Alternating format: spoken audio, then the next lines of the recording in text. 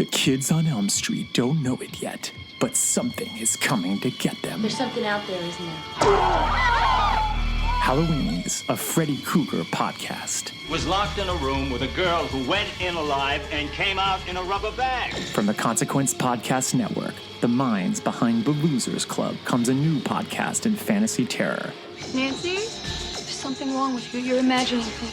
Halloweenies, a Freddy Krueger podcast.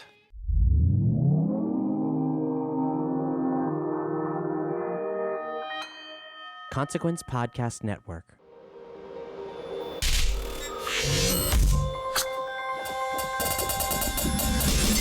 Hey, welcome to another edition of Kyle Meredith with, it's me. And this is an audio interview series presented by WFPK, Independent Louisville, at WFPK.org, Consequence of Sound, and the Consequence Podcast Network. If you're already a subscriber, thank you so much for checking out the series that we release interviews Monday, Wednesday, and Friday. Please do take the opportunity to leave a review, give the series a rating, all of the normal jargon that comes along with podcasting. Of course, if you're not, this is your moment to hit the subscribe button wherever you get your favorite podcast from, wherever you're hearing this from right now. I'm Kyle Meredith. Today, my guest is Bill Payne of the legendary Little Feat. Little Feat are on their 50th anniversary tour this year, and Bill and I are going to head back, throughout the entire 50 years. We'll start back right in 1969 when he and Lowell George put the outfit together, and what it was like in those first few months of the band, what they wanted this to be, what they expected it to be. Little Feat is a band that's had so many different sounds throughout the years, and it's really fun talking about those, going from the boogie sound of those early records, and especially with singles like Dixie Chicken, to turning more towards jazz fusion, and really everything in between. We'll also talk about a few records specifically. 1979's Down on the Farm. It's not the best moment in their history, and Bill tells us about how his memory of that era actually paints how he hears those songs. It would be the last record of the band with Lowell George on it before he passed away, and before the band were calling it a day themselves. Then we'll head to 1988 for the Let It Roll record, the reunion record. This is version 2.0, when things got back going and ended up being quite the success for the band. And we'll also hear about their most recent one, which came out in 2012, a record called Rooster Rag. We'll get into will there be another record, and if there needs to be. He'll also tell me about their famous song, Oh Atlanta, which has some strong connections to Kentucky. Not just within the first lyric. And the other side of his life. Bill's been playing with the Doobie Brothers for quite a long time now. In fact, he'll tell us that they celebrate their 50th anniversary next year. He's a part of all of that as well, and there's some interesting news with new music from the Doobies as well. But for the most part, we'll be talking about his first main gig.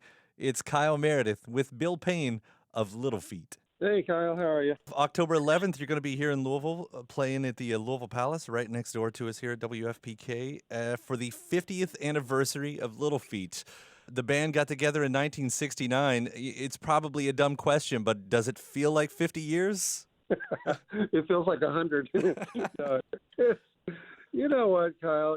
It does feel like 50, and the way I've been able to get my head around it is just to sort of view it in different sections. Right now, I'm on tour with the Doobie Brothers. I'm in Bakersfield, California, home of Buck Owens. Not his home, but this is where he resided. And so I've been on the road for a long, long time, and with various bands. But Little Feat always being at the center of my at least professional life. And it's hard to believe that, when Lowell and I in 69 thought, well, we probably won't be a household name, but we hope to be well known within the musical community. That has certainly happened. A lot of us have worked with various different people, and man, it's wonderful to still be out here and feeling good, playing great music, and what else is there? You said you see it in segments and everything, and I'd like to go through a few of those in that way, segments, because Little Feat, there was not one sound. You were a band that was sort of a different band, even with the same members. You were sort of a different band at various stages of your career. But in those first few months of 1969, I know the actual debut album wouldn't come out for a couple years after that. But what were those first few months like? Did you know what you wanted this band to be? What you wanted it to sound like? First of all, I wanted to be in a band, period. I'd been in groups since I was 15. So in 69, I was 20 years of age, and met Lowell. who had been playing with the Mothers of Invention, with Frank Zappa. Our idea of a band back then was musically keep it open, keep it eclectic. In other words, draw from various sources that we enjoyed, which we did, which included jazz and country, rock and roll, R&B, etc., which gave us the voice that we had as a band would be, say, if we played Happy Birthday, we would still sound like Little Feat, which I think was pretty darn cool. The expansion of the band, if we wanted horns, if we wanted another guitar player, if we wanted to try this and that, that was also inclusive, and part of our thinking was we'd have a core group, and then whatever we wanted to do to try things, explore. That was really what the band was about. It was an exploration of music and genres and whatnot. So I've also said many times over the last 50 years that you'd have to be in 10 different bands to play the type of music that Little Feat was allowed to play. It was an experiment in terror, let's just put it that way. It's a lot's been written about how rock unfolded, but even for all that you all were doing, it's amazing to me that it's not like you had the deepest well of influences to maybe build on. I mean, rock as we know it, minus maybe what happened in the 50s, starts in earnest, let's say 63, right? I mean, I think a lot of people could put that as the new ground zero and everything. So to have all that you all were doing, but, for what changed in those 7 years, it's amazing. Well, it was a golden age that we were a part of. And, I still look at artists like the Byrds and the Rolling Stones, Bob Dylan. I look up to those people. I mean, when I go in to do sessions, Kyle, I go in at eye level with people. But in my heart, the people that came before Little Feat, I'm looking up, not down. It's there's a deep respect for the music I was listening to, the artists that I was influenced by. I had a chance when Little Feat played in Melbourne, Australia. We were leaving from Melbourne. We'd been at a festival up in Byron Bay, and we had toured with Leon Russell, and he was waiting in a van, getting ready to go out to the airport. We were assembling to do the same thing. And I just walked over to the van, and I introduced myself. I said, look, I don't want to bother you, but I want to thank you for being influential to me as a young guy in 1969, 70, when Little Feat was just getting together. And he was very gracious about it. We shook hands, but it was nice to be able to say something to a person that I really admired and was quite influential in my early going. And then, just a few years after that, you guys, well, as you mentioned, I mean, you were messing with it from the beginning, but kind of bringing in jazz. It almost seems like what you did there with jazz and jazz fusion ended up being a prophecy of what would happen, more toward as the 70s went on, and especially into the 80s. I mean, even Miles ends up coming around, at some point to doing it himself. Where did that part come from for you? How did you end up there? Well, you mentioned Miles Davis, and Miles had Bitches Brew, which was a groundbreaking album, and it had Joe Zawinul on it. Joe Zawinul, for people listening, played with Weather Report, and they had that, I don't know if it was Teen Town or there was one of the songs that boom, boom, boom, boom, boom, boom, boom. They had a huge hit with that as an instrumental. If folks go back into the archives it was a TV show called The Midnight Special, they'll see Little Feat, Bonnie, I think was on it, Emmylou Harris, I don't know if Ronstadt or I think it was Nicolette Larson. But I was asked to put some bands together, which I did, and I brought the ladies in. And I also brought in Weather Report. And they had Jaco Pastorius playing bass. And so those influences were there, and Miles was there right in the beginning. I think when I visited Lowell's house in summer of '69, part of his record collection included Ohm by John Coltrane, for example. So those antecedents to us playing jazz were there. It would just be a matter of when we would feel comfortable enough to lean into it and make it a part of our vocabulary. I also want to hit on a couple of the records that just happened to be in their big round number anniversary year themselves. Down on the Farm it's sort of storied as the final one before things took off again 10 years later. But did it feel, we were talking about it, Little Feat maybe always being a different band or whatever. Did it feel like a different thing by that point? Did you know that the wheels had come off even going into that? Oh yeah, no, it was it was a mess for a while, and Lowell, not unlike Lowell was unpredictable. Let's just put it that way. And he would disappear for weeks at a time. And I read later about Jerry Garcia that he was doing the same thing. Their band, the Grateful Dead, going, "Where's Jerry?" And then they're all jumping up and down, happy when he come back. Same with Little Feat. But yeah, it was a rough period. I actually quit the band before that record. I thought I'd make one more record with everybody, but I just had it. And Lowell went on his solo tour, and he passed away. And later I worked with John Belushi and Dan Aykroyd. I'd been asked to be on the Blues Brothers movie. I couldn't do it. I was working with James Taylor. I played on their second album for the Blues Brothers, and I was asked to play at the rap party at Universal in Los Angeles, which I did. And John Belushi, after the gig, came up to me and says, Bill, I'd love to do the Lowell George story someday. And I said, man, you would be perfect for that. And he was a little too perfect. He pretty well went out the same way Lowell did. And but these are just extraordinary. I'm sort of like this fly on the wall. In terms of a career with people. And that night at Universal included Duck Dunn and Steve Cropper, who were also in that band. So I've had a ringside seat to not just Little Feat, but 6 years with James Taylor, working with Bob Seger, Bonnie Raitt, and Lou Harris. It gets to the point where I go, you know what, I can't hold a job, I guess.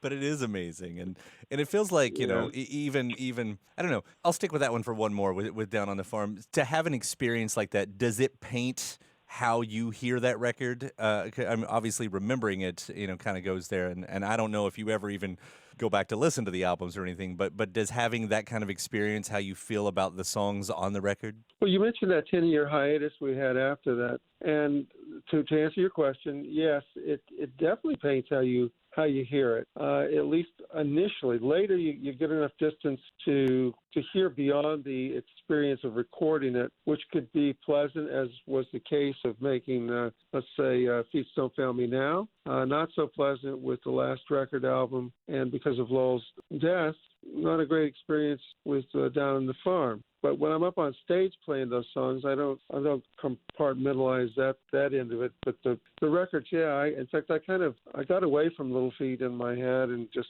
otherwise during that 10-year hiatus, not for the entire 10 years, by the way, but I was surprised, I don't know why, that people just loved the band. The musicians I was playing with, Lee Sklar, Dan Dugmore, Cooch, Waddy Wachtel, and then the artists I was working with, James Taylor and Seeger. I mean, all these guys, they loved Little Feat, and I was like, wow, we had that kind of impact. Okay, it was an eye opener, and it was. I'm a little slow sometimes, so I'll just put it that way.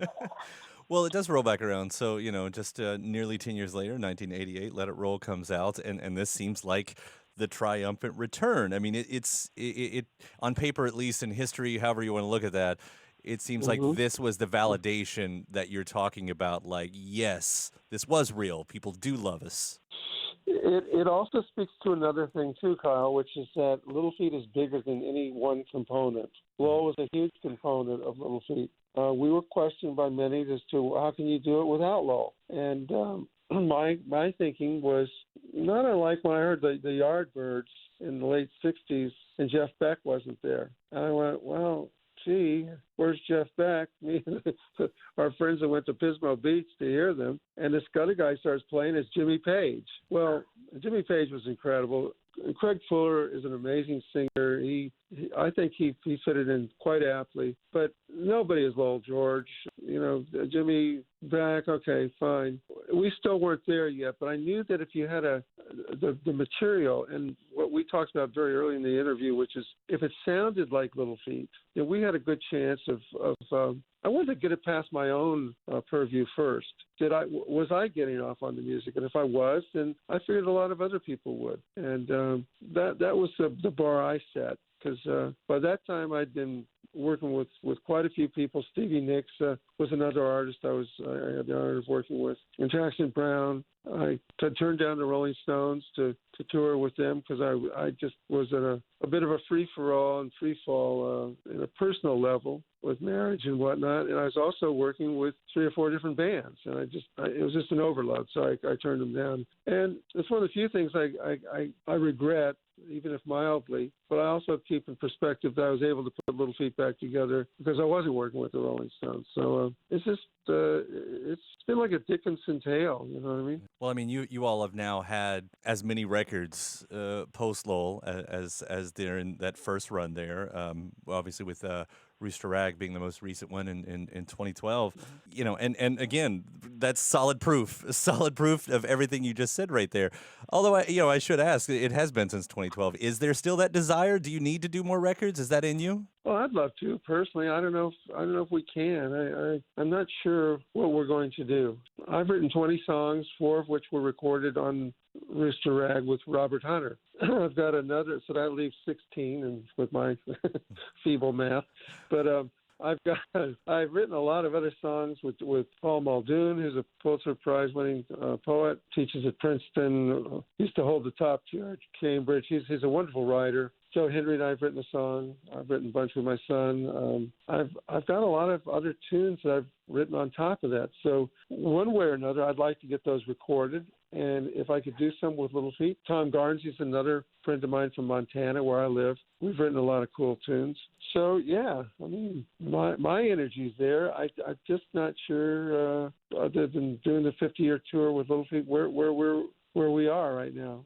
So 2020 will reveal quite a lot, I'm sure. Now, do you ever consider introducing those through the Doobies to see if they want the songs? I sure have, and they've got there's a 4 or 5 tunes EP they're putting out pretty soon, I think, and which includes the songs that they wrote with their producer. He's a wonderful writer, and Tommy and Pat Simmons went in. Tom Johnston and Pat Simmons went in and wrote some songs with him, and they sound really good. I played on them, and which I was happy to do. I played on most of the Doobie Brothers records. It is their 50th anniversary next year, 2020. Right. So it's going to be a big year for 2 years in a row for me.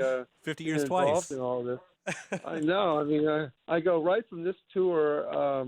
We wind up October 6th. On the 7th, I get up early, not too early, but jump a plane up to Minneapolis and start with Little Feat that evening till the end of the run. And we'll certainly be looking for the Derby Pie when we're in your neck of the woods. You know, you've got the song "Oh Atlanta," which isn't about Kentucky, but it starts with that name. Is that a street? The name, it's actually your state because so the it is a airport. state. Yeah, it's Kentucky, and it's the airport. I believe is either in Kentucky or in Ohio, but Kentucky is on the other side of the river, let's say, or we're on the other side of the line. And I was amazed at people watching planes take off. This is on our first tour. It was technically in 1970. We played the Reflections Club in Cincinnati. It held about 1,000 people, and we did 2 nights. It was on Christmas Day and I think the 26th, or maybe even Christmas Eve and the 25th. But they were all going crazy down there singing football songs. Their team with Woody Hayes, the Buckeyes, were going out to the Rose Bowl to play Stanford, and they lost. Which we weren't exactly reveling in that, but they weren't paying any attention to us either. So it was a little bit of a pronouncement there.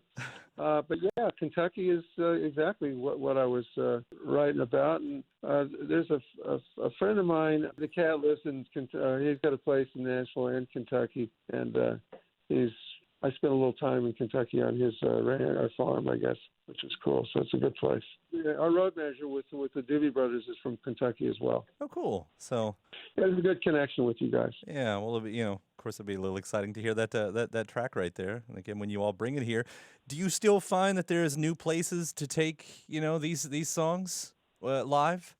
Yeah, in fact, when I was doing some solo work a few years ago, I was doing "Oh Atlanta," and I threw it into more of a New Orleans slant, which it wasn't the beat so much, but it's the way I played it. I slowed it down quite a bit. Got a place down Kentucky, right down near Ohio. that kind of thing with the rolling piano beneath it. It was fun to play. It was nice to listen to. And then when I wanted to do the breakdown with the chorus, let everybody sing it with me, and then boom, I'd go into the original beat on it. It was kind of fun. So I view the music for what it is, which is a language, and whenever I can converse with people musically, I like to do so. If I was sitting in front of a piano, I would have played it for you just now, but I'm in a hotel room in Bakersfield, California. So Appreciate the sentiment just the same. Bill, it is certainly a pleasure to talk to you. Thank you so much for taking the time. October 11th, we've got Little Feat here in town at the Louisville Palace for the 50th anniversary. I am so looking forward to that. It's been a pleasure. it truly has. Thanks for the conversation, Kyle. And if you get a chance, please stop by and backstage and say hey. Absolutely. Will do. All right, man. Take care. All right, you too. See you later. Bye-bye. And my thanks to Bill Payne. Little Feat, they're on their 50th anniversary tour throughout the rest of this year. And that does it for this one. Before you get out of here, if you're not a subscriber, I do hope you hit that subscribe button right now. So we put out interviews with all your favorite stars Monday, Wednesday, and Friday. And if you are a subscriber, please do give the series a rating and leave a review as well. That's always so helpful in this podcasty world. After that, you can head to WFPK.org, where I do a show Monday through Friday at 6 p.m. Eastern. There's new song premieres, music news, anniversary spins, and, of course, more interviews, bonus interviews even, at WFPK.org. ConsequenceOfSound.net has your music and film news. You can also find me at Twitter at Kyle Meredith and Facebook /Kyle Meredith. And that does it for another edition. I'm Kyle Meredith. I'll see you next time.